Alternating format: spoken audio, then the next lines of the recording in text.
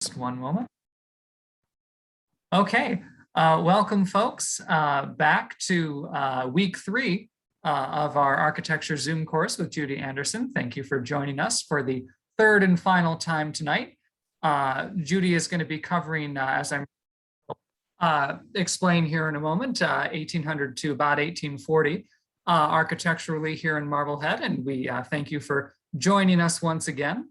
As per usual, we are recording this session, and the recording will be available tomorrow. I will send out to everyone's email to the final recording tomorrow, and that recording will be available for one full week, as the other two were as well. So with that, I'm just going to turn it right over to Judy, and we'll get started. Thank you for joining us again, folks. Okay, thank you all for coming back. I'm going to share my screen, turn into projector mode, minimize everybody. Okay, so tonight we are talking about the last third of our sessions, which will take us for the math to 1829. And I ended it there just because 200 was a round number, but also because after 1829, Marblehead changed dramatically. And there's a lot to say about that. I don't have time to say a lot about that tonight, but I would love to try and pack some of that in if I can. And I'm going to sort of wrap it around 1837 to 1840, just so I can cover a little bit of that. And that whole topic is discussed at quite length in the book, The Women of Marblehead by Robert Booth. And it really tells what Marblehead came out of after the Revolution and how we recovered from that and what that process was, and particularly how a lot of that was due primarily to Marblehead's women and to their impetus and to their fortitude and forthrightness. So tonight, though, this is George Washington's birthday, and we got to experience 2/22/22 this year, or today. George Washington was born in 1732, same year as John Glover, with whom, of course, he served throughout the Revolution and whom he respected very much. So I thought that this was a suitable recognition, an appropriate recognition for tonight. So there he is on his horse, and remember that horse for later. So after the Revolution, we're talking 1783 to about 29, well, 39. And these are the 4 architectural styles that are represented after the Revolution. At the top corner, the Federal period. At the top right, the Greek Revival period or style. Below that is a style that doesn't have a name, which is really unfortunate. Some people call it bracketed, but what you can see is it's very much in the Greek Revival mode, except the triangle at the top of the building becomes an open triangle at the bottom. And then you've got a little bit of Gothic Revival down there on the lower right. And before we get into all of the many eclectic styles, the many revival styles of Victorian, and that's why I gave you that list on the handouts before we started the course. So tonight we're going to do two styles. The first one is Federal, which is roughly the 1780s to the 1830s. And another good way to refer to that is neoclassical. So while Georgian was classical, colonial was classical based on academic classical architecture, loosely, of course, in a vernacular mode, in a very ordinary mode. Federal is also classical, but it's a new version of classical in that it has a lot smoother lines. It's more vertical rather than horizontal. It's not very three-dimensional, and it's still an English style. We are still looking to England for our style at that point. After the Revolution, we're still trading with England, of course, and now we start trading with France after the Revolution, but England doesn't appreciate that and doesn't like it and comes down hard on us for it. And France doesn't, they say, if you want to trade with us, don't trade with England. So we'll get to that part too. So we're still looking to Europe for style, though. So when the Revolution ended in 1783, that newly emerging style was still symmetrical, but it trended toward a taller, more slender and vertical appearance, as it did in England. Very smooth lines, not a lot of three-dimensionality. mostly 3 stories. Now that became prevalent. You didn't much see 2.5-story houses, but you did a little bit, but mostly 3 stories whenever possible. And here you have a house that I'm going to show you in a minute close up, but you've got a house on Front Street that was built around 1804 in the garden of the house behind it. Now this is at Glover Square, and that house behind it, this is on Front Street, right past Glover Square, and that house behind it is Jonathan Glover's house, and he had a garden. He's dead by now, or is about to be, I can't remember, but he sells off some property, or his heirs sell off some property, and the garden disappears and a new house is built in it. So we see that happening now today, and we can comfort ourselves that it's nothing new. So here's Jonathan Glover's house in several incarnations.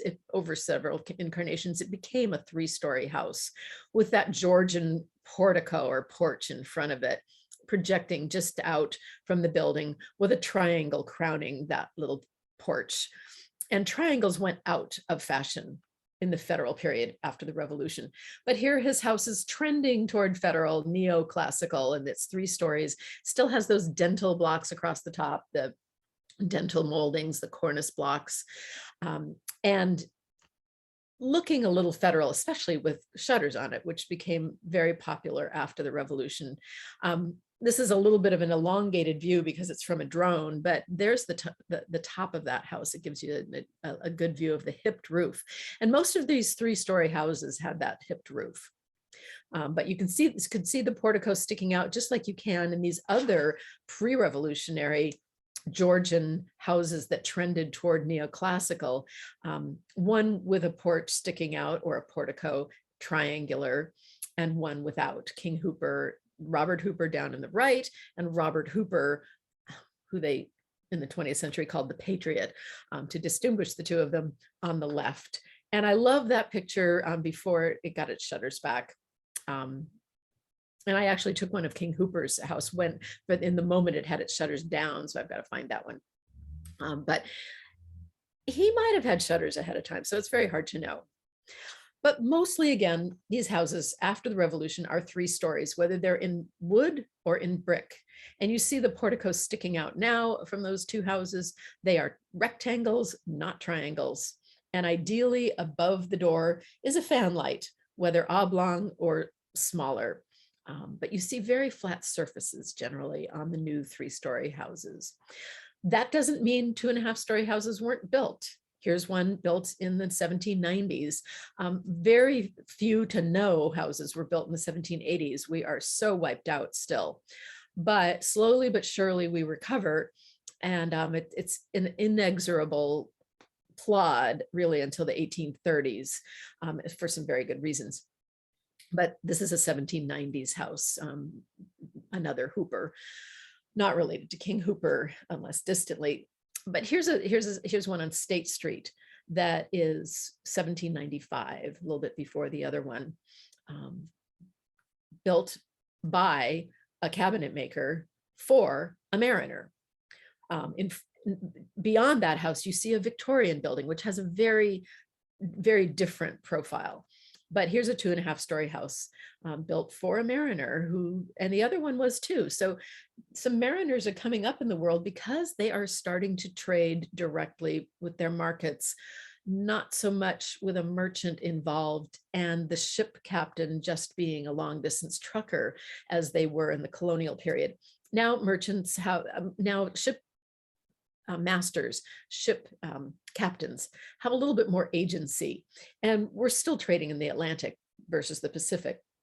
Salem was mostly in the Pacific, not exclusively. They went up to Russia and so forth too in the Baltic, but we just didn't have the capital base to outfit those long voyages like Salem did. So at the beginning of our prosperity in Marblehead in the 17 teens, that started with a woman at her death, basically, and her last major accomplishment was huge, the Treaty of Utrecht. Utrecht is where the treaty was signed that ended Queen Anne's War 1700, 1702 to 1711. So it always takes about 2 years to hammer out the treaty, and that's when the Grand Bank opened and basically built much of Marblehead as we know it. And we're going to end on the other end of a bookend with another queen, Queen Victoria, who reigned 1837 to her death in 1901. That's not as long as Queen Elizabeth, currently Queen Elizabeth II, but longer than Queen Elizabeth I. Take a look at the hairstyle of the 1830s when we're going to end our program tonight. I just throw this up here because that style that you might see in portraits of women, and you're kind of thinking, what are they thinking? It just doesn't work on the right. And that's Miss Selman on the right, as opposed to her sister, Anne or whoever. Miss Selman would have been the oldest daughter of a family. Her sisters would all go by their first names. But here's Queen Victoria, and the women in America are trying to emulate Queen Victoria, just like in the 80s we emulated Princess Diana, etc. So that kind of thing doesn't, that's human nature. But here's the end of our period, and there's the end of Queen Victoria's life and the end of her reign in 1901. At age 81, I think it was. But in between, there were 5 Georges, 3 of them on the throne while we were a colony, and 2 of them, 2 sons of George III afterward. And George III reigned a long time, but he did reign until he went mad, which I'm sure being king could help you go mad. But let's get back to America, and we've got George Washington. Now, Washington, as you know, came on an inaugural tour of New England to check out the New England states and connect with his constituents. That happened in 1789. An arch was built on the Salem Common, a wooden arch, to commemorate his visit. And it had a medallion at the top of it with a profile of George. And guess what? There was one just like this built on Marblehead's Common. And this medallion over on the left that you see is part of the Marblehead Museum's collection. And it graced the pinnacle, the top of the arch, the wooden arch that was on Marblehead's Common before Abbott Hall was there. So that's a really cool artifact. And it is said to have been carved by the famous Salem McIntyre. Whether that's true or not, we don't know, but it's entirely possible. But that goodwill inaugural tour might have been Washington's second visit. As I mentioned last week, he might have been here during the Revolution secretly, as Ashley Bowen wrote right after helping to dig potatoes. The grandees came to examine our fort again, General Lee, etc. And General Charles Lee was second in command to General George Washington. So it's entirely possible that while he was outfitting, or while his Navy was being outfitted largely by Marbleheaders, in the hidden coves of Beverly Harbor, as opposed to the big wide open U-shaped Marblehead Harbor, he might have been checking things out. So maybe he was here, maybe he was at the fort, we don't know, but he was doing it pretty quietly. There's some other evidence too. So the Revolution devastated Marblehead's economy and society. That went hand in hand. It was glorious in retrospect, but it was hell on earth in the process. A lot of suffering, a lot of widows, a lot of poverty. When George Washington detoured to Marblehead, and in fact he did detour, it was off schedule. He said it was 4 miles, Marblehead was 4 miles, went to Marblehead. It was 4 miles out of the way, but I wanted to see it. He also wrote that the town had the appearance of antiquity, and that was due to the poverty from the service of so many hundreds of men and boys in the Revolution. By some estimates, almost 1,500 men and boys in a town of 1,000 families. So after early and crucial privateering victories, Marblehead vessels and owners sustained a lot of privateering losses that exacerbated the poverty. And for much of the war, many Marblehead seamen sailed on Salem vessels, and that benefited Salem and ultimately made Salem rich.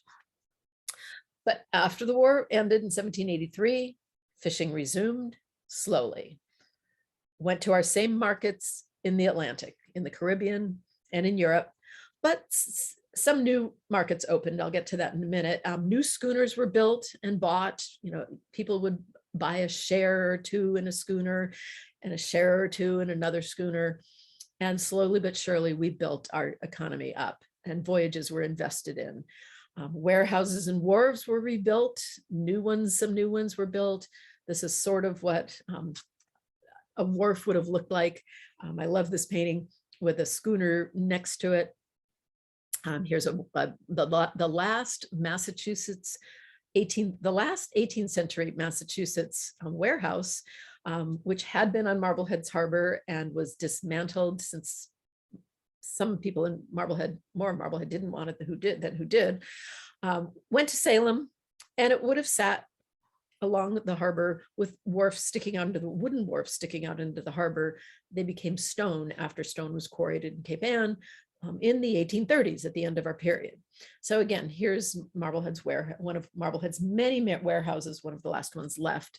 But at least now the zillions of people who go to Salem learn that there was a Marblehead through seeing that building. Here's one that was built in the 18 teens, maybe 1790s, 18 teens. The Driftwood. Hope you all go eat there, bring cash, but it's a pretty fun place. Very old school. Here's another warehouse from the 1700s, right down there, same area by the town landing. Note the corner entrance. That was probably made into a corner entrance in the Federal period with that nice fanlight window, but maybe in the 20th century too. This is a warehouse that was converted to a house.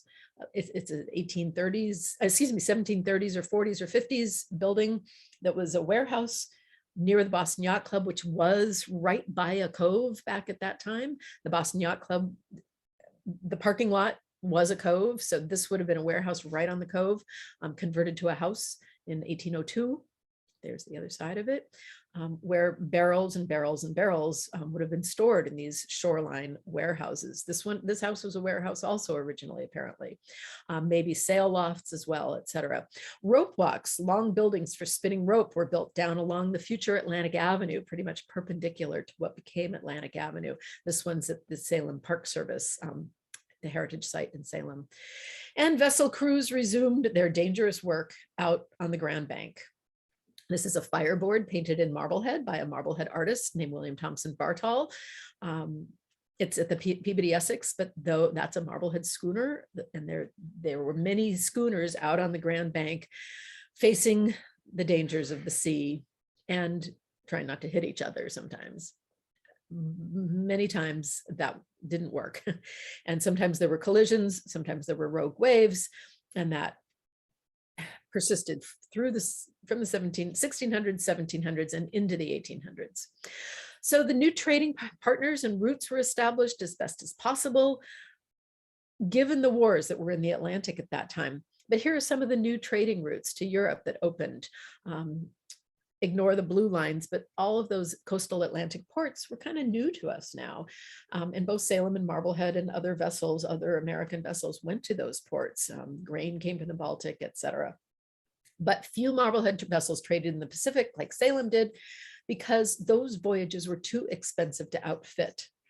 And we just didn't have the capital to do that. So if you want to look at more of the new ports that we were going to, have a look at that when you get the recording later on.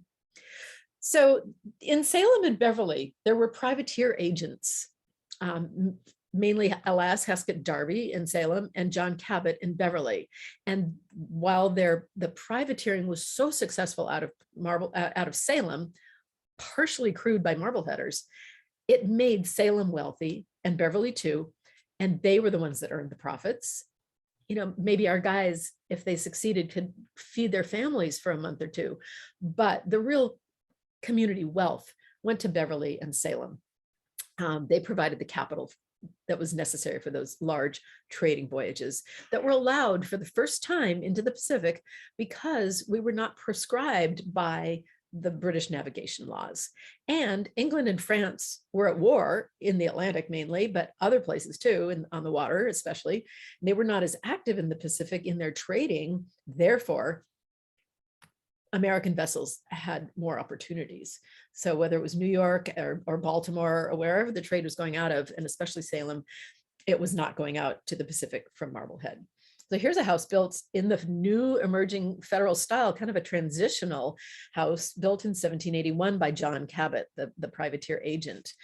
He lived all the way until 1821, so he really scored. And the Cabot dynasty really has its foundations in his family's wealth. But you still see those horizontal lines in the brick that I talked to you about last week, even though it's now 3 stories tall and a more squared off doorway portico on both sides of the building, front and side. This is Elias Haskett Darby. During the Revolution, he owned in part or in full 85 privateer vessels that employed 8,000 men, including Marbleheaders during the war. They captured 144 enemy vessels and only lost 19 or maybe 20. So therefore, he was in a great position to send out the first New England ship to China to trade American ginseng for silk and tea.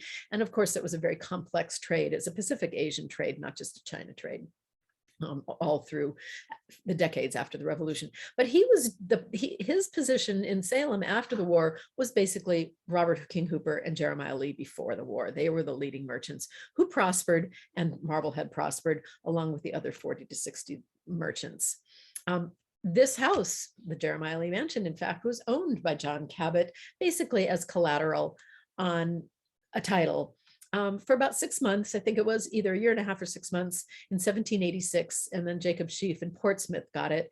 And that was the year the US Constitution was ratified. So the Lee Mansion was never really lived into our knowledge unless it has had tenants after the Lees left in 1775. That's another story. It wasn't actively lived in. Lee's son was already married in 1771, living in his dad's old house. So until 1804, it was bounced around on paper, not really lived in by any owning residents. But already in the 1790s, there's a war. It's an undeclared war with France because France didn't like us trading with England and England didn't like us trading with France. And we almost went to war, and that endangered Marblehead's vessels. It's a longer story, but it was the French were far worse than the English on their impressment and capturing of crews, because the French would take the whole cruise, the entire vessel, and sell the fish in France. And that fish was, of course, bound to Spain if it was over there in the Atlantic. But these things happened in the Caribbean too. So this gives you an idea of Marblehead's difficult times. 50 years of difficult times. That's 2 generations, 1770s to 1820s. And look at the population. It does not grow very much, only by about 1,100 people. But recovery finally began in the 1830s. Salem reached 6,100 before 1790. But in that year, 1790, the very first US census, Marblehead was still 10th most populous in America, tied with another suburb of Philadelphia. And then it still didn't grow very much by 1850. So anyway, here's the footprint of Marblehead's town in 1795. Very little development around the downtown sector. It was basically the same until the 1830s, through the 1830s, actually. And the poverty and weakened trade was not only due to the inherent dangers out in the Atlantic, how difficult fishing was, and this is the most awesome painting for Marblehead fishing ever. It's in the Cape Ann Museum, but also because of that continuing warfare between England and France until 1815. So while we were neutral, we were caught in the middle of their warring conflict. Then we did go to war, actually. But before that, I'm going to talk about some architecture before that now, because because of that warfare, Marblehead's fort was significantly reinforced after 1793. And this is architecture. That white section of the building that you see here was built in the 1790s because of these tensions with France. So I went into a lot of background really to talk about this particular building, and then I'm not going to talk about it anymore because we already did. And Fort Sewell was named for Samuel Sewell, Justice of the Peace, who became a justice, a Massachusetts State Supreme Court justice around 1800, and stayed on the court for 14 years until he died and was Chief Justice that year. So around 1800, when the fort was just about finished with this renovation, and he became Chief Justice, was appointed to the Supreme Court of Massachusetts, that's pretty much when the fort got its name. And that's when that building was constructed. So there must have been, once the fort was renovated, I imagine there was a deep sense of confidence in the town because more houses were built after 1800, not much in the 2 decades before that. And the trade was getting going and finding its way again. So a fair number were built in the early 1800s. This is on Washington Square with that beautiful portico, mostly one room deep for the most part. This is on Orange Street, although it was enlarged around 1800 from a 1723 house. And as we talked last week, you can see that older house in the bottom right-hand section of the house. I should have put a square around it, but I think you can see it. And then the 2 rooms on the left and the 3rd floor were added sometime in the early 1800s. Middle Street, tall building, maybe the portico added a little bit later. But here's another house that we talked about last week that was enlarged during this period with the 3rd floor room and a smaller room on one side. They're not symmetrical. It's okay. These are ordinary vernacular dwellings. We're not trying to be high style, but they're trying to be stylish. And that's where you see all these changes made to old houses, 1700, with a roof line originally like the yellow house, a 3-story house now being added on. Here's another one that I'm convinced was added on from the left to the right and up, and then a little shop down at the bottom or something. And here, this one's just hugging the rocks completely. This is Front Street, below Crocker Park, that big headland where fish were dried. Lots of warehouses were enlarged and converted to housing, and we're still a crowded town.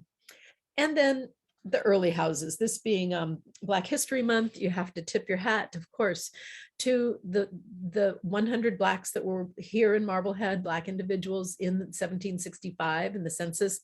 By 1800, there are very few. After the Revolution, there are very few Blacks in town.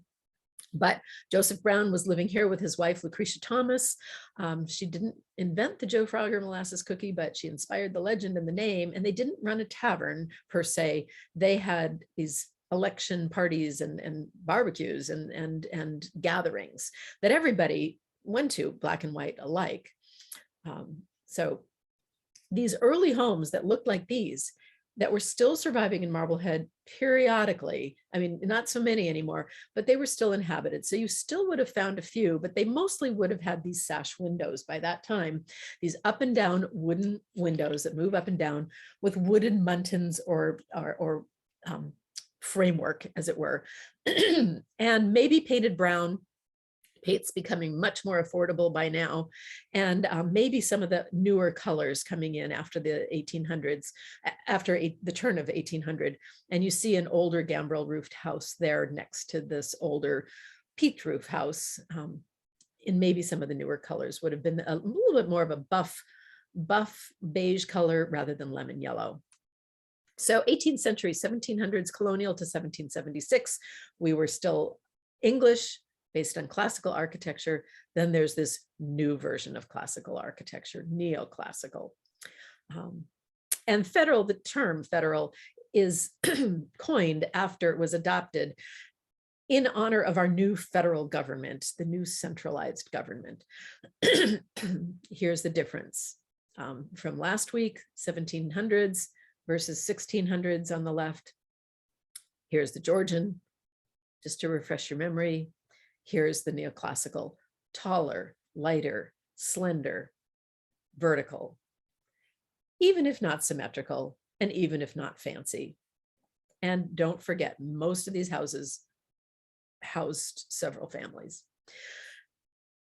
These 3-story houses had started earlier, as I mentioned before. This is 1762, dyslexic there, with 1840s renovations around the windows. So jumping to the end of our period, you saw a lot of renovations. And look at the roof line, very different roof line than you saw on this house. So that conveys and expresses the 1830s at the end of our time period. So here's, again, that 3-story house from 1769, and older looking houses like this blue one And you can see it better in this picture. Those look like colonial houses, but this one was built in 1810. So again, it's not an exact science. You've got earlier houses looking 3 stories, looking federal, and you've got federal period houses looking colonial. So you've got to have the documentary research, and that's where it gets complicated. And that's where these house signs on the front of houses are so very valuable. This one was built, Babu's research shows, as stands behind almost 99% probably of the white signs. That house was built in 1810 on Elm Street, looking like a colonial house. That was a former location of a lime kiln in the mid 1700s. And then the houses beyond that were built in the 1870s. So there was open space there of some sort, probably when there were the lime works. This is a 1790s house that I think was built in the 1790s, but looking very colonial, except for the portico over the doorway, which is not before 1830, it's 1860s or 70s, when machine saws, machine manufacturing, and railroad transport had already started. So houses were enhanced later on. So here's a picture on the left in the age of photography, which is really rare, showing what that house looked like before the portico. So it'd be interesting to know when that photograph was taken. But look at the windows. 2 panes over 2 panes on the house on the left. And there are 6 panes over 6 panes in the house here, if you look at it. So the house on the right, you just couldn't see it very well in this one. So Victorian windows, when this house, same house, they got new windows, and then they got a new portico. And then in the 20th century, they went back to the 6 over 6, which looks more colonial. So all these houses might have looked unpainted in the 1700s and 1600s, but they all have the same profile for almost 200 years. So here are porticos from the Georgian era, doorway frames from the Georgian era. Here you've got the triangle that I mentioned before, and you have it again on a house on Orange Street, 1765, with that pulvinated frieze, very 3-dimensional. And you have it on Jonathan Glover's house, triangle portico. Then in the transition period, right after the revolution, you've still got the triangle, but they're starting to add fan lights so you can light your entrance. Now, don't forget that staircase that we talked about last week, the staircase is right behind those front doors for the most part. And that window light above the doorway not only gives panache on the front, but also lights your staircase at a time when lighting is still pretty awful and expensive and dangerous. So if you can use sunlight, that's the best. And these doorway fan lights, looking like a fan, lit the staircases. And in this case, as you see so much of in Newport, Rhode Island, because they did recover fairly, probably 10 or within 20 years of the revolution, but by the 1790s, Newport is recovering loads of doorways like this. We don't have too many of them in Marblehead. We pretty much jumped right to this rectangular portico and rectangular door frames. So here's the portico on 2 different houses, rectangular, with a nice fan light above. Small, tasteful, delicate detailing on the portico, shutters as a screen door, basically, to keep the insects out, keep the heat out, keep the sunlight out, but you could still open your door and let the breezes through. Essential in the Caribbean. It became more and more necessary up here as the climate warmed, and it was just a great idea. So people adopted it as much as they could, especially after the revolution. So here's the house that sits on Washington Square, which was becoming much more upscale, the training field, versus again, that portico, which makes the house look, the triangular shaped portico, which makes the house look more heavy. You can see the differences there. And there's that doorway portico again. You note on these shutters that the louvers have a handle that can maneuver the shutter up and down, and that's only functional when that shutter is closed. so that you can adjust it from inside and have your windows open. Some windows are single hung. That means they go up, and down. The lower sash goes up and down. Some are double hung where the upper sash can go up and the lower sash can go up and the upper sash can come down. That's a little more sophisticated than most people needed. But the shutters is what I really wanted to talk about here. So you can see how those shutters functioned on this house and on any house, other than the 20th century shutters, which are completely decorative. So as the 1800s moved on, in the early 1800s, some people just simply put a new doorway portico on their 18th century house. These are a bunch on State Street, which of course is a major thoroughfare from the town landing up to the townhouse, which is still in functioning as the townhouse, the town meeting house. So they're going to get new windows, bigger panes, 6/6 instead of 9/12, and they're going to decorate their doorway much nicer. Here's another one, almost identical doorway, if not identical, on the house pretty much almost next door to it, not quite. Here it is from a different angle. Still 18th century houses with these peaked roofs, and there's the doorway. Very delicate detailing. Quite lovely. And the frames, which generally most do not stick out from the house. As glass became more affordable and the economy was better and style progressed, oblong fan lights were more possible. And more affordable. And then people started adding windows to the vertical up and down part of the doorway, flanking the doorway, bringing even more light into your stair hall. So here's a colonial house that actually once upon a time had a rusticated facade. Remember those rusticated facades that we talked about last week, like the Lee Mansion has, like the King Hooper Mansion has. About 5 houses had that. This was one of them, but it's way too expensive to maintain. So they eliminated it at some point, maybe in the 20th century. The interiors of this house went to the MFA Boston. You saw those last week. But here's that federal doorway in an 18th century gambrel roofed house. And there are the kind of fake corner blocks, excuse me, I tripped over that the first class too, cornice versus corner blocks for second class. But the real cat's meow and the real expensive portico of the federal period, neoclassical, is an rounded shape, a semicircle. And this is the only house in Marblehead that has this. And I've never seen any photos of any other houses that do. You can see lots in Salem, and Salem was thriving, of course, but this house at the very top of the training field, I don't know who built this house because it doesn't have a sign on it. Very fancy house with a very beautiful rounded portico.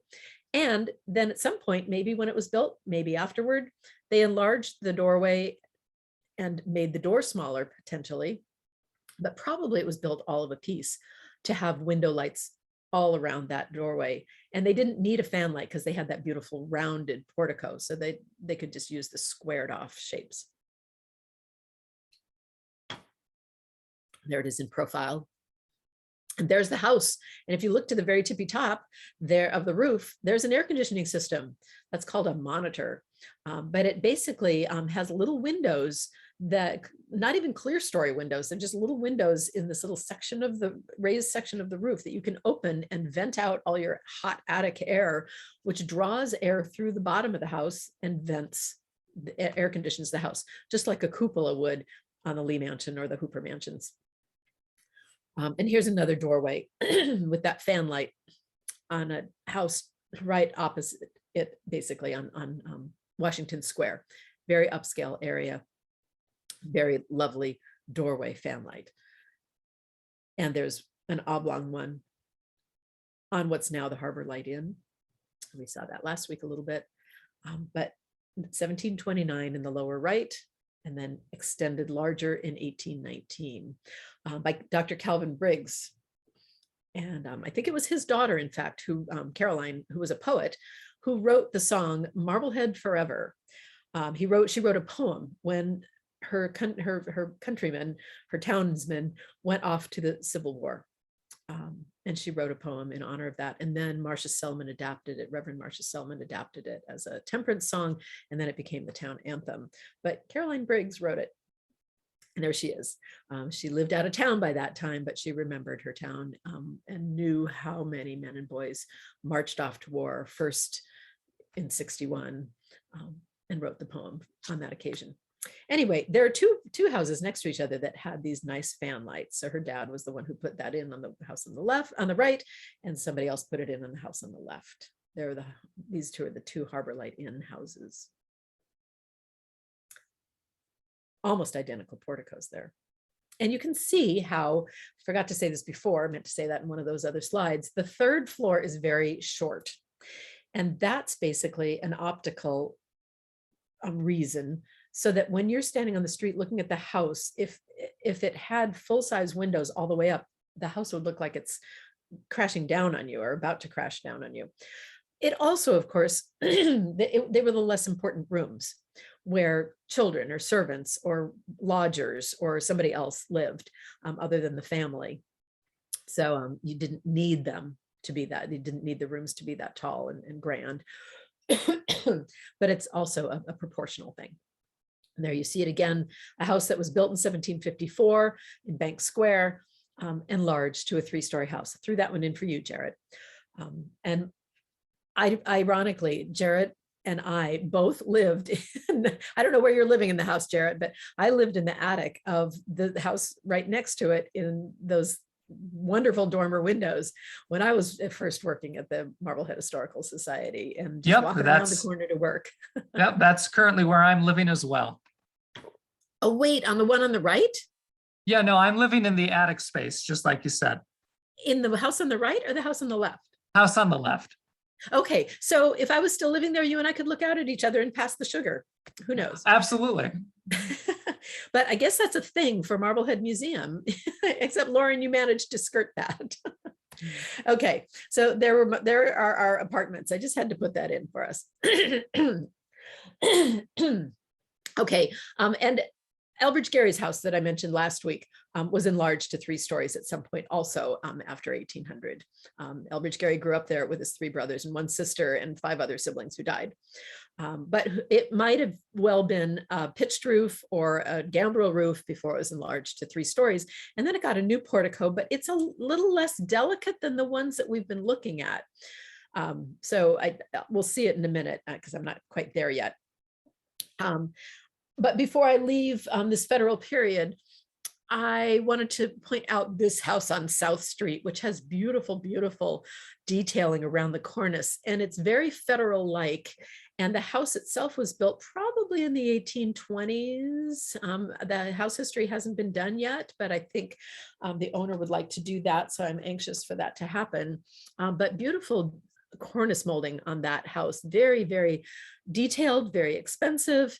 And within that house, it was, as I said, built in probably the 1820s. There it is again. Oh my gosh, just beautiful. There is beautiful rope molding that you see there inside the brackets. A lot of houses, or some houses, had that rope molding, not the brackets, but just the rope molding inside the houses. And so houses interiors so often get renovated, there's hardly any left. I think I've only seen it like twice in houses. But here's the pièce de résistance, and that is the staircase in that house with this beautiful swoop and swirl that you would have seen a lot of in Salem or in houses, in antebellum houses in the South, or Washington, D.C. in the fancier houses as Washington emerged from its swamp, literal swamp existence when it first started as Washington City, and then became more sophisticated. But Baltimore houses would have had this, Georgia, Savannah, Georgia. But here's a house in Marblehead that had one of these beautiful staircases. So vestibules are another doorway entrance enhancement that become popular after the 1800s. They still have the triangle shape for some reason, but you see them on a handful of houses. This one is way out on West Shore Drive. So that would have been kind of like a farmhouse that got modified. And they're a great idea because you can walk in the door, take your wet, snowy coat off, let it drip there and not bring it into the house. So here's another one on Washington Street. And brick houses become more prevalent after the Revolution, especially in Salem, especially Newburyport, especially Norfolk, Virginia, which had been burned in the Revolution, especially in the urban South, in Baltimore, in Philadelphia, not so much in Marblehead. But here's a 1799 house that was said to have been owned by William Blackler. It wasn't owned by William Blackler, but nobody has hired out the research, so that house really needs to be researched. And then on the right is a bank from the 18 teens where the Marblehead Historical Society had some displays for a little bit, as well as in the kitchen before it got the Lee Mansion property. So here's a very great example of an early 1800s brick house, very smooth facades, very small fan light over the doorway. And because it's brick, they couldn't go any wider. And I think it was brick, and I think all 6 houses, well, 5 of the 6 houses are brick in Marblehead because they had a merchant or mercantile function. So if you look on the street front, yes, there are 2 windows there now. And yes, you can see there was once upon a time a door in the middle of them. But even before that, there was a big bow window or a big picture window, as it were, as a shop window. So I'd love to see the house history for that sometime. I think it has been done. It was, the house was built in 1808. But again, you've got the small third floor windows. You've got no horizontal lines delineated in brick, no arches above the windows like we saw last week. They're now trapezoids, like, by the way, you see at the King Hooper Mansion right across the street from 1750. That was really advanced, and at the Lee Mansion, but the Lee Mansion has a 3-dimensional keystone in the middle, so that's not quite super federal. But certainly no triangle above the entry door. Now it's rounded with a little fan light above it. There's the doorway, and you've seen that fan light now multiple times. And there's a close-up of the window, the trapezoid lintels above the window. Those are built of wood, and then the brick around it. So they're basically a support for the brick. And once upon a time, there was a doorway. But before that, there was a window. Same thing with this house over on the left on Washington Street at the top of Darling Street. That brick house, you can also see below the belt course in the front. Remember, that long line was called a belt course that extended down the entire length of the side of that house, which was the front of that house, off the dirty street. So you could go into your home without trekking in so much dirt. It has the arched lintels above the windows made out of brick, and the horizontal lines defining the horizontal nature of the house, those are gone on the right side of on the house on the right on Hooper Street.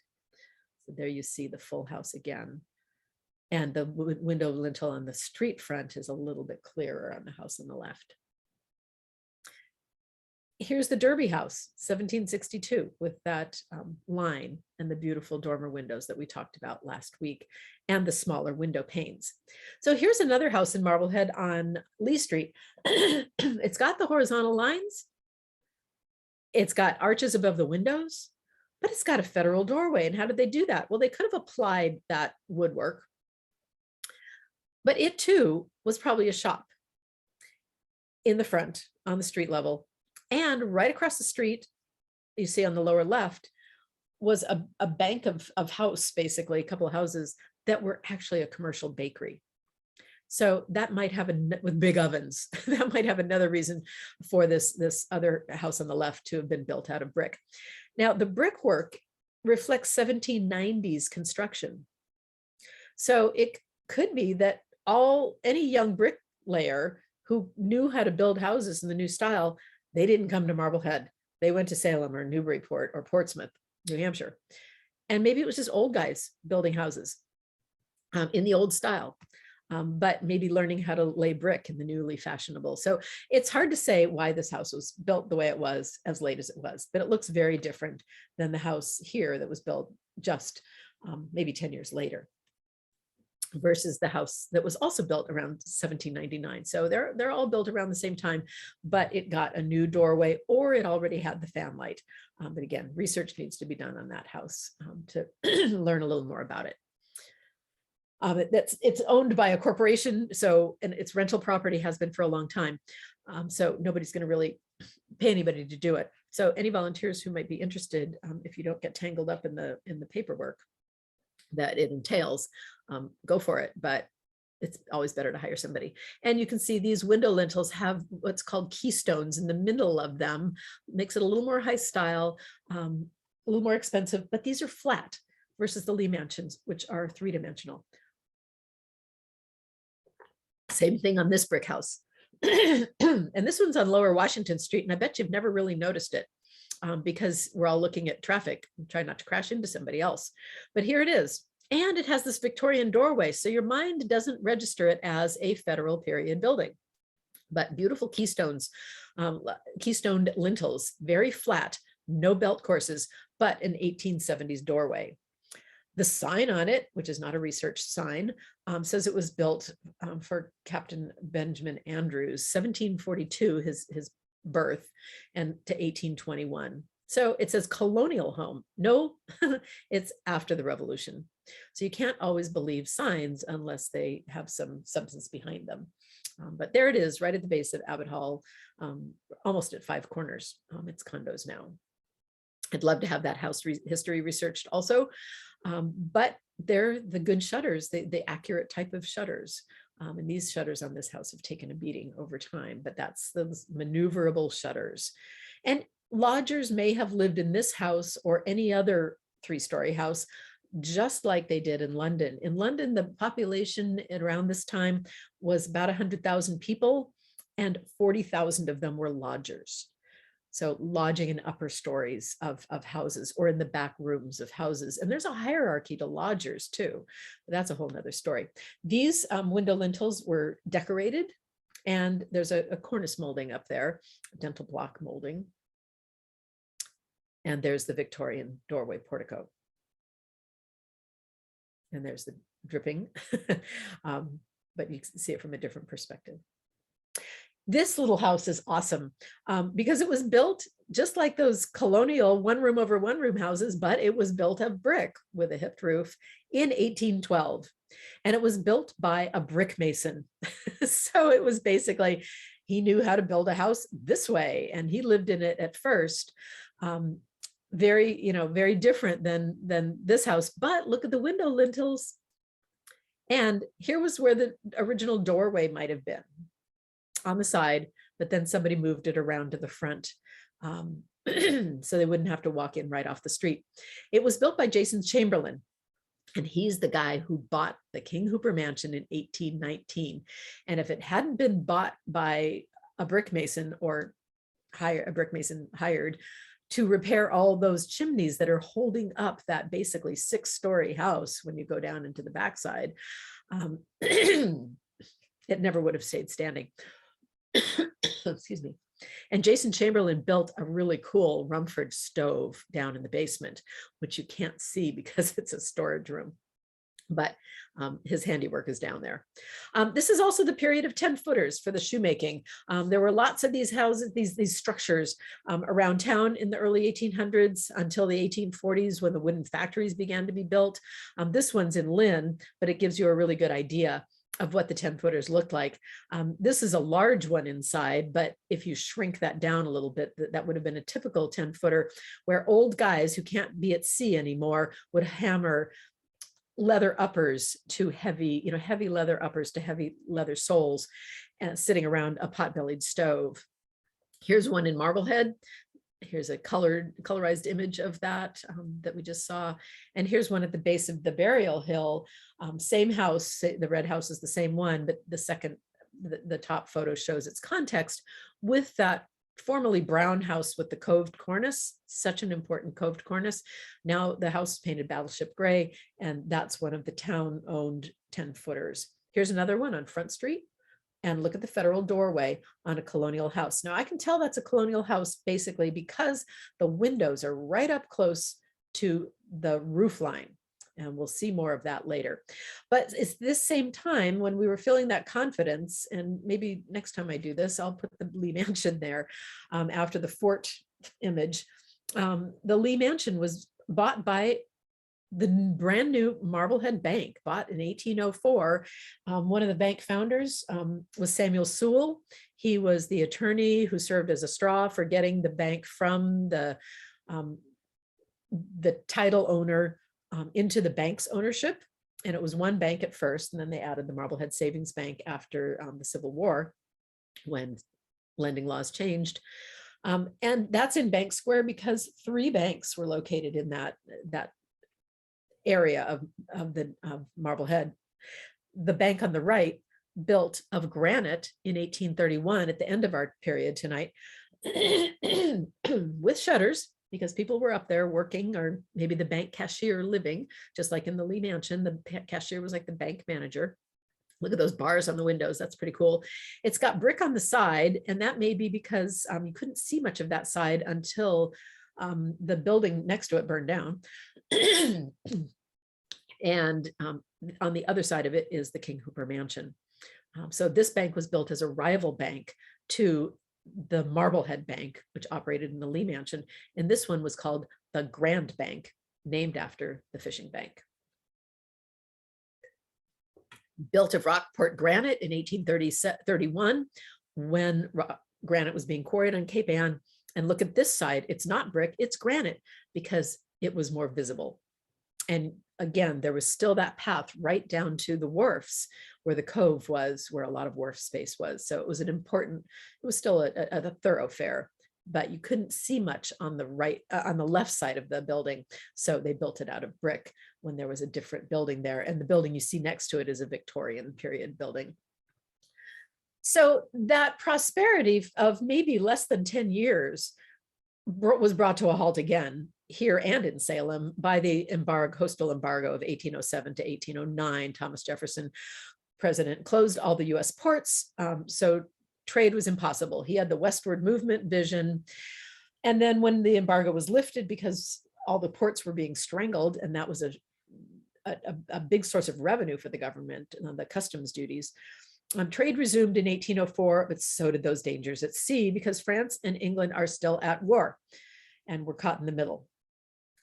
At this time, though, as tensions are rising, Marblehead has 4 people in very high positions in state and national government.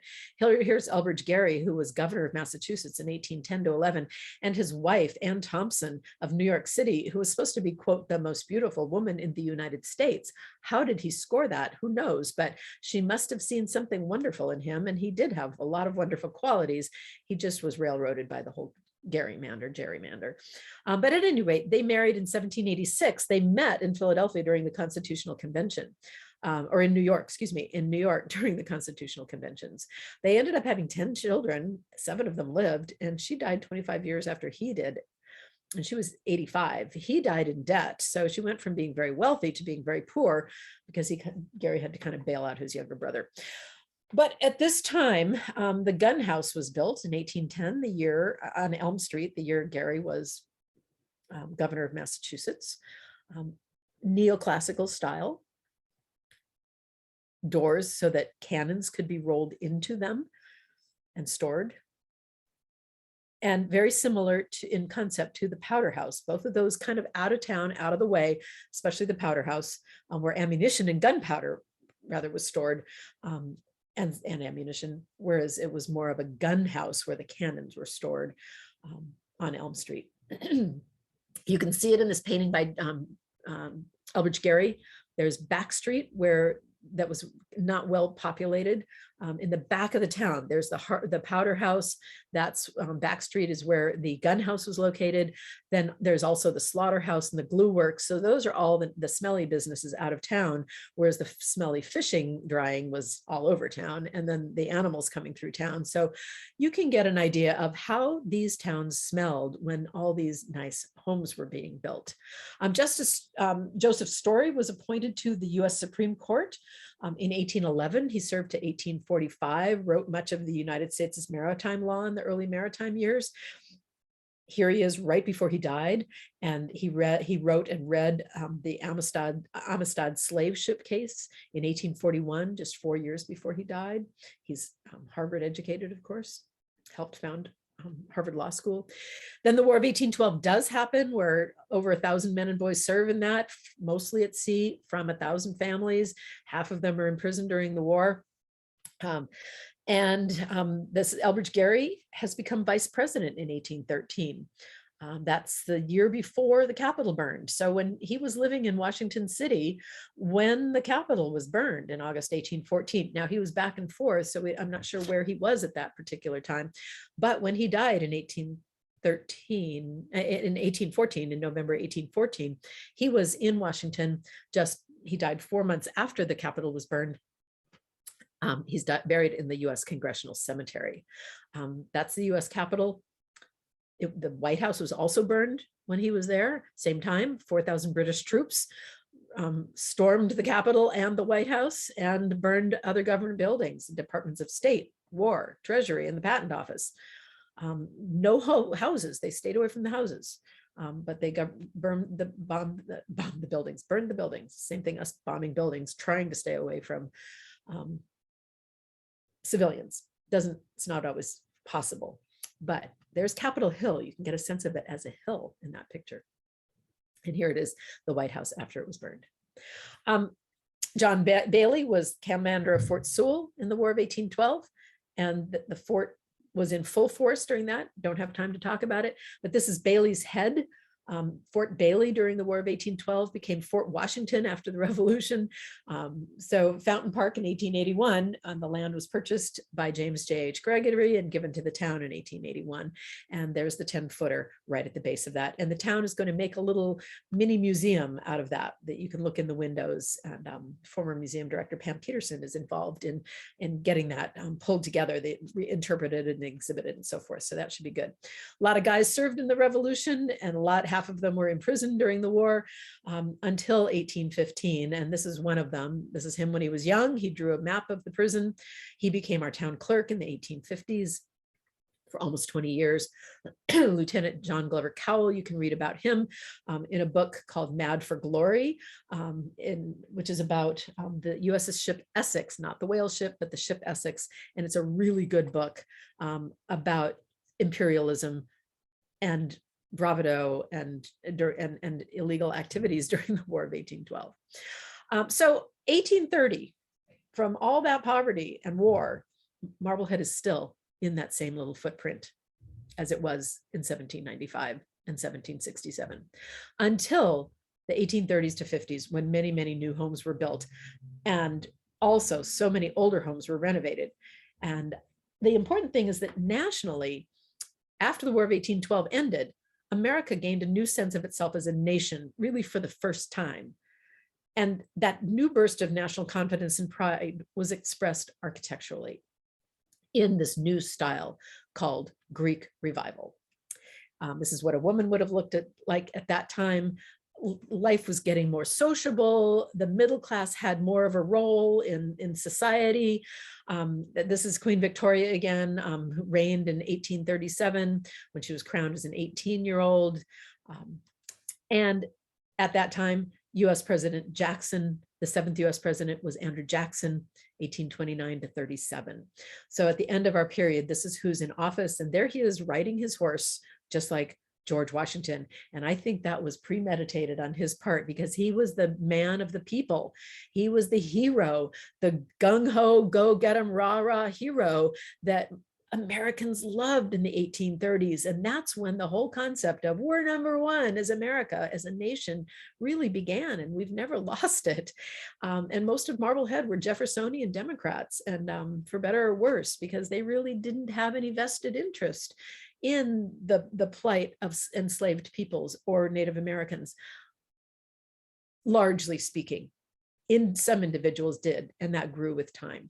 But that spirit of bravado was expressed as a national spirit, was expressed in a unique architecture that was not European or English for the first time.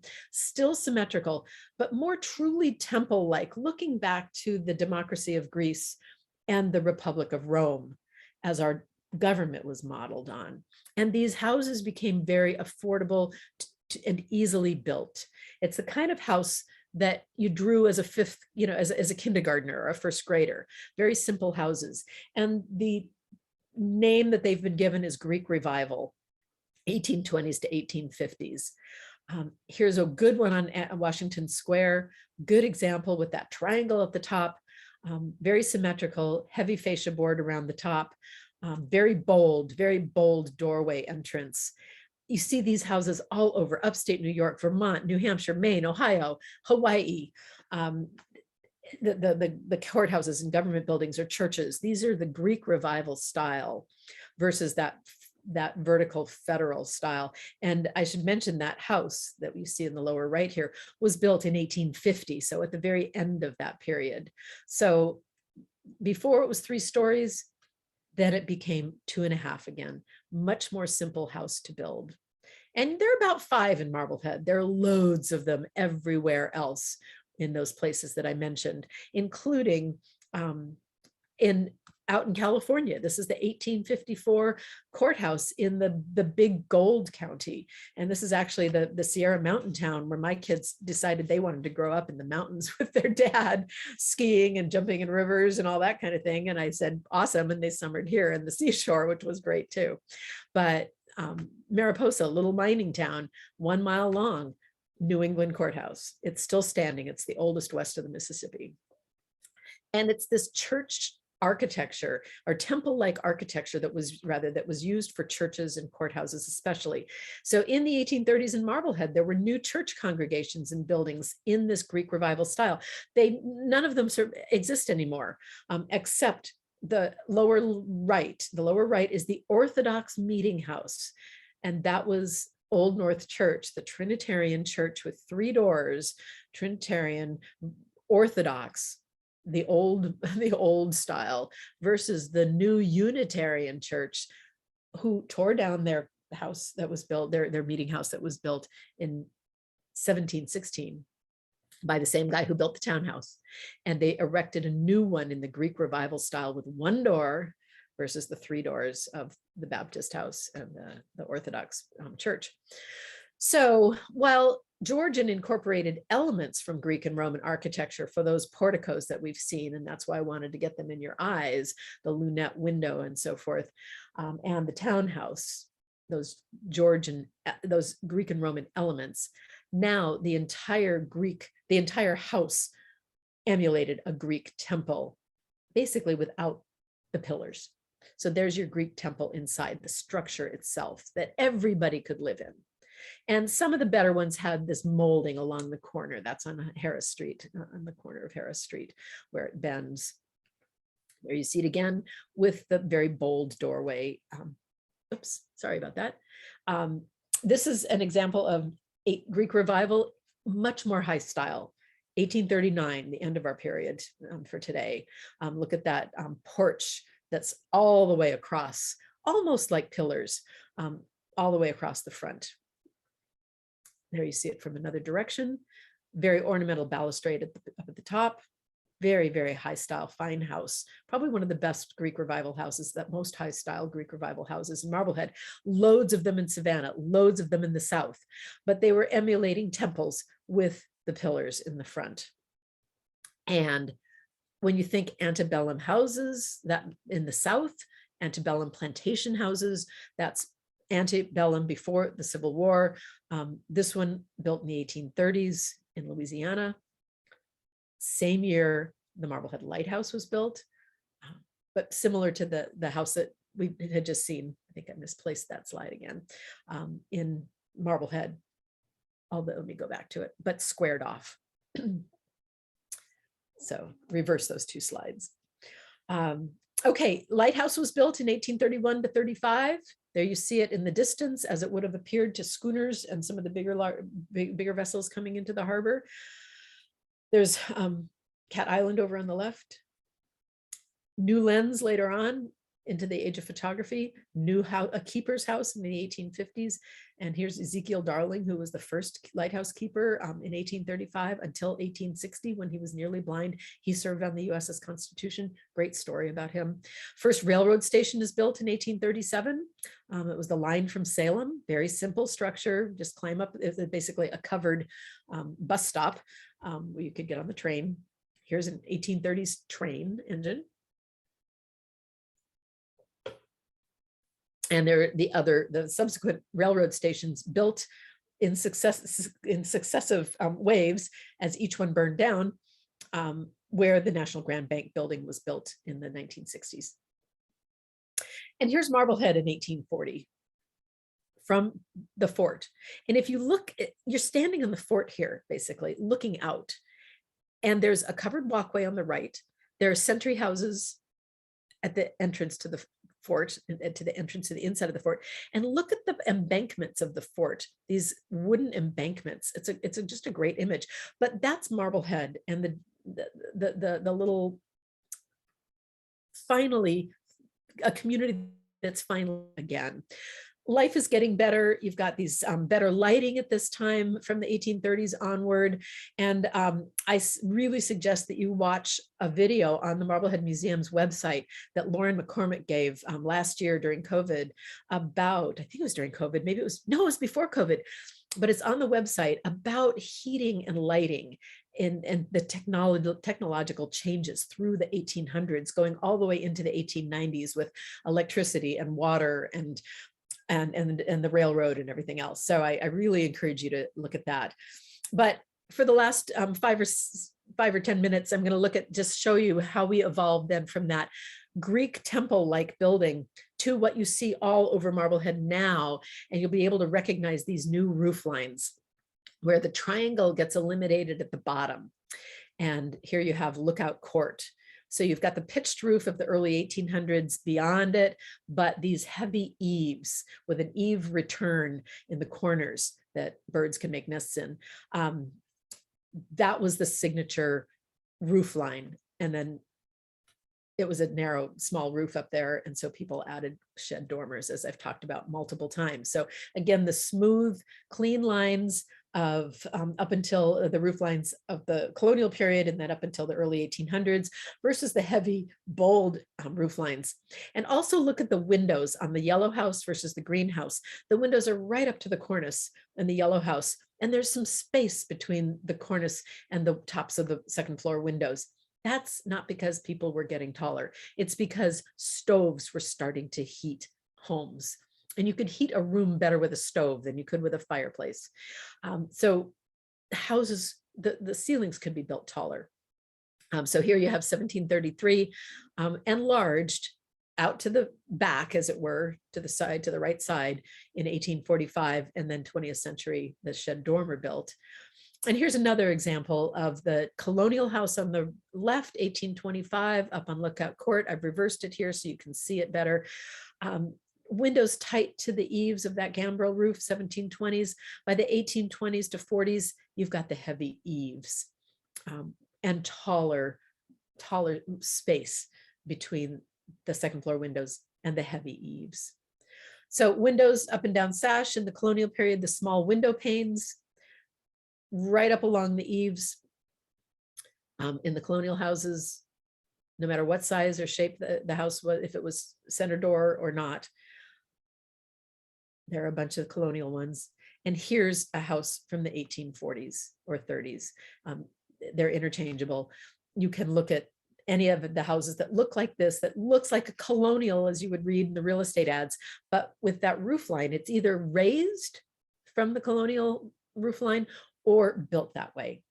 And you can see it very clearly in a number of houses all through town. So when you take walks, you'll recognize it now. This house was enlarged to the right side from the earlier 17 teens or whatever it was.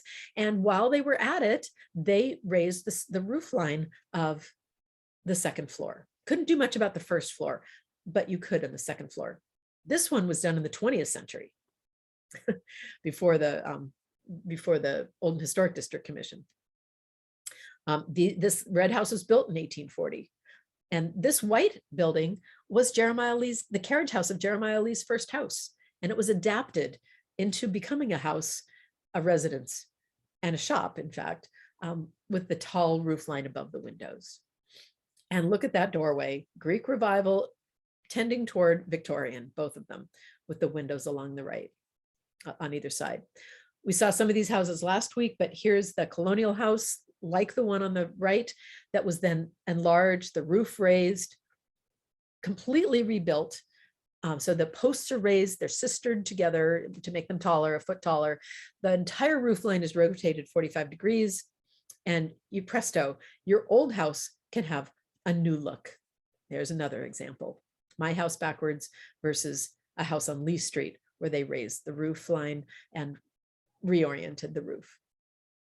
There you see it in the string of, it would have been a long string of adjoined houses with parallel roof lines, and then that one enlarged. This house did the same thing in the 1850s. Took the door away from the left side, for example, like you see on the right. Door on the left was turned into a window. All the windows got new sash. This is 2/2. That was starting to come in the 1850s and 60s. And they put the door on the right with a nice big Victorian doorway, raised the roof line, and then the molding is not quite as heavy, but it's still an eave return that birds can make nests in. But here's the 1850s remodel of an earlier house. Little nondescript houses did it too. The 1/1 houses, you could still look a little more modern on the left versus the one on the right. Here's Stacy Street, same thing happened. And here's Pleasant Street with a nice little barn in the back, but originally a house with a roof line right over those windows. So you see it happening all over town.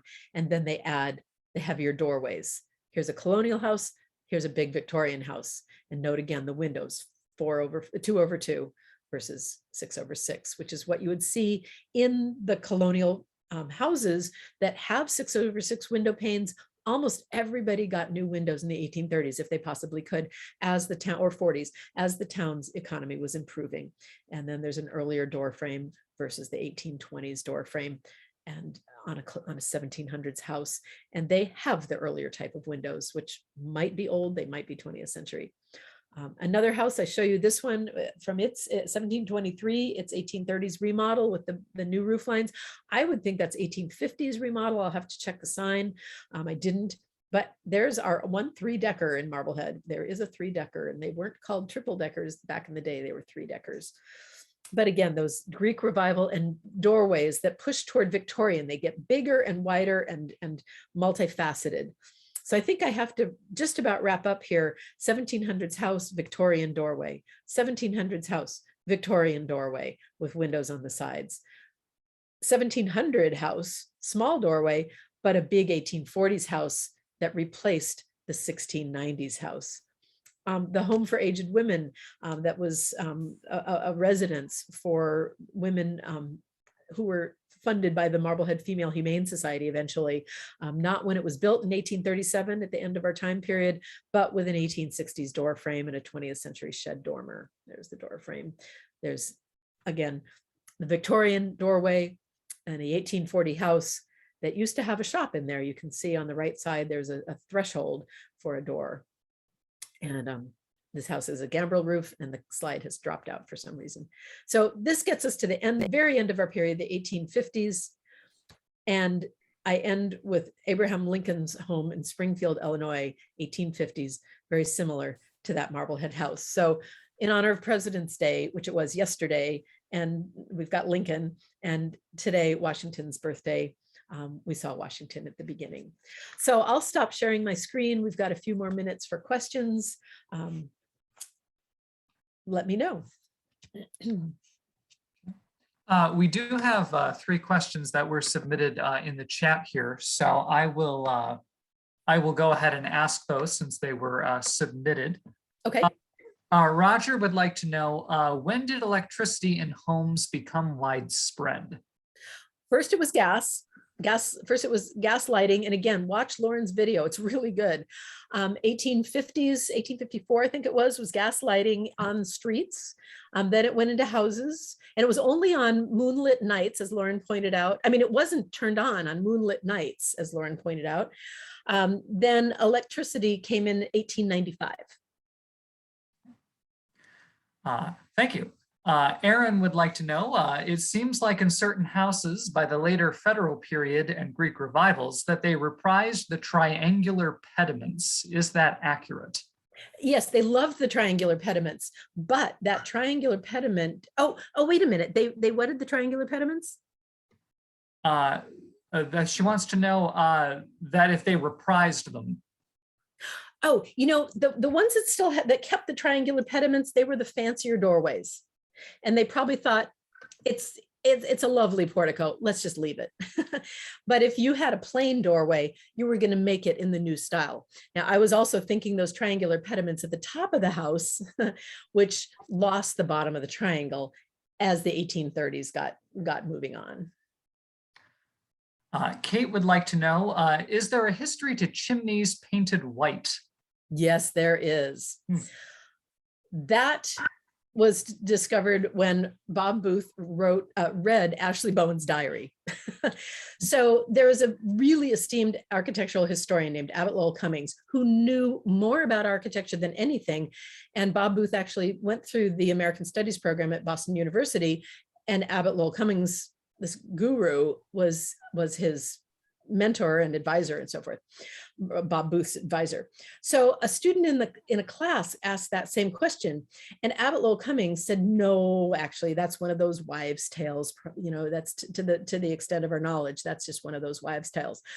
But Bob Booth, as a college student, raised his hand and said, well, actually, Ashley Bowen writes in his journal, in his diary from 1773, he reports on a wet December snow that clung to all the buildings and chimneys, making Tories of us all. There you go. That's great.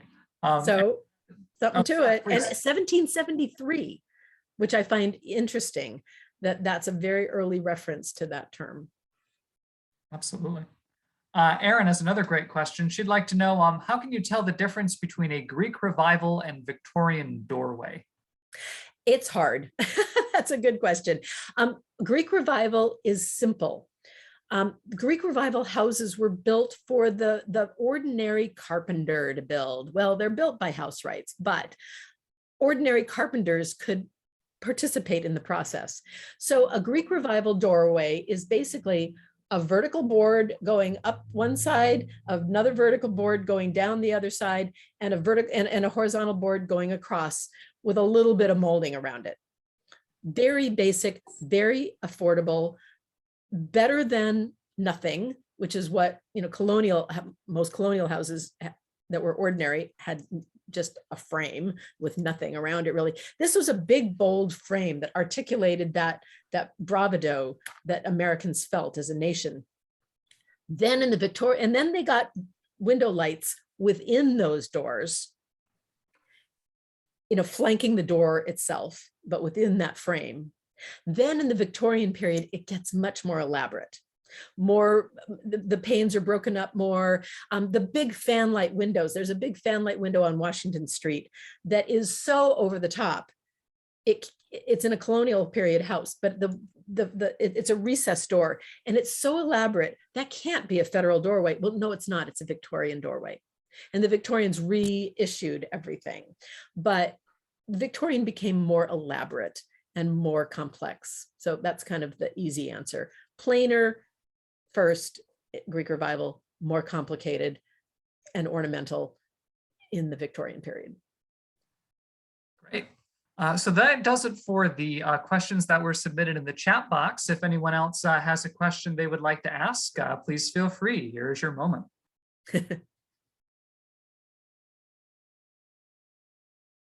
Nobody. Okay. You must have been so thorough, Judy. There's lots more to say. I didn't even touch on the people except for the hairstyle. I just had to do that for Victoria. And Miss Selman having her portrait painted. Miss Selman is on view, that portrait of the Marblehead woman with the quirky hairstyle.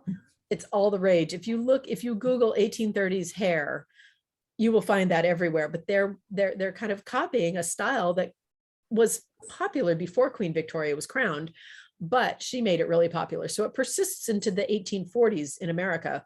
And bear in mind, since we've got another 5 minutes, bear in mind that style transfers down to the lower classes. It transfers from the court level to the aristocracy, down to the nobility, down to the gentry, down to the middle class. It's not a matter of across the ocean. That's a 6-week journey in the 1700s, maybe a month. And it's a little faster later on. But it's a matter of class and what's filtering down to the lower, to the middle class. So if you go to the Marblehead Museum or into the Jeremiah Lee Mansion, if you haven't, some of you might not have, please go this summer when it opens. June through October. It's too cold in there. It gives, if you go in there in the wintertime, you'll get an idea, like at Christmas walk, you'll get an idea of how cold these houses can be. I was in there working many a night before we had the office across the street. And the house in the January was at, whatever the temperature was outside, it's like 27 or 33 degrees. So that's what people lived in and slept in. So you lived communally with you slept with somebody, you sat around the fire with somebody, and it just was a very different way of living. I went off on a tangent on that, but the portraits that are on view in the Lee Mansion, up on the third floor, especially, and down one of the staircases, there are lots of portraits from the 1840s, and that gives you a picture of Marblehead men. But if you Google hairstyles of the 1830s, you'll see that how many women in America had that hairstyle that was very English, and in Europe too. And if you're really interested in that, Historic Deerfield has awesome programs online now with COVID, thanks to COVID. And now we can all take them without driving, 2 hours out and back. But they're having one coming up in March about hairstyle in the 1800s. So that might be interesting to some of you. Yeah, that sounds very interesting, Judy. Thank you. I'd be interested in that myself. Last chance for anyone who has a question for Judy here. And I'm going to just plug myself just for a moment. I'm going to give a talk again that I've given for the Marblehead Museum before and for the Marblehead Arts Association before. And for next month, at the very end of the month, I'm giving a talk about the 25 women and children of the Lee and Hooper mansions. For any of you who might not have seen that, if you follow Discover Marblehead, that's a weekly briefing that comes to your email box that tells you really everything that's happening in Marblehead that week. You'll find out about Marblehead Museum events, you'll find out about Arts Association events, etc. And I'll be doing that at this little history salon thing, a little room on Washington Street called Broom and Blade, which is named after Michael Wormstead of Marblehead, who his father-in-law owned that property at that time. But he's the one who drew a sword during Leslie's retreat in Salem and almost started the revolution with his sword. But he also was the one who unhanded like 4 British soldiers with a broom. He knocked their swords out of their hand. Anyway, so Broom and Blade, and there's room for like 8 or 10 people in there, so it's not much. But they're free. It's free programming. For just people who love to hear about history. But I like to at least do things for the bigger organizations first for their benefit, and then anybody who wants to. But if you didn't hear the talk at the Marblehead Museum, that was before they were recording things. So I'll do that again if any of you are interested at the end of March for Women's History Month. And I'll do it again for the museum at any time if they're interested, or Arts Association. So stay tuned. Maybe that'll happen. Well, thank you, Judy, for that segue. Speaking of plugs, yeah.